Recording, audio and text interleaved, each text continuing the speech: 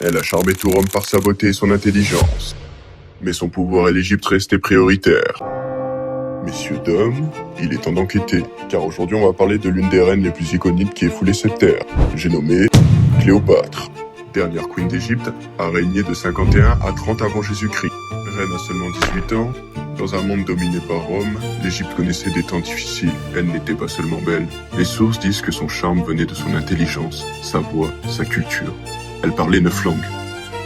Se présenter comme déesse d'Isis, sa réincarnation, mais son vrai génie venait de la manipulation politique.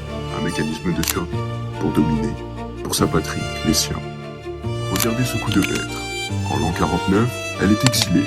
Son frère, Ptolémée VIII, veut la tuer.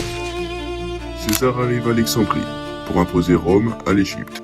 Elle doit le rencontrer, mais le palais est surveillé. Ses ennemis sont partout. Au pied du mur, elle va ruser et jouer de son charme que toute femme sait mettre en pratique face à l'homme.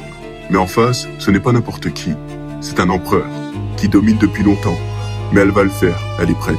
Elle met un drap, porté par un serviteur, déroulé devant César, directement dans sa suite privée.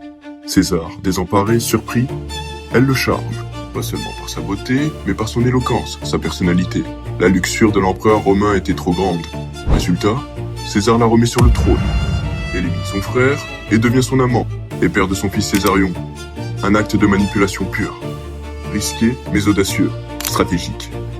Elle transforme une situation désespérée en victoire absolue. Pas par hasard, par calcul. Et tout ça, ce n'était pas de l'amour, c'était le pouvoir. L'Égypte d'abord, pour assouvir sa dynastie.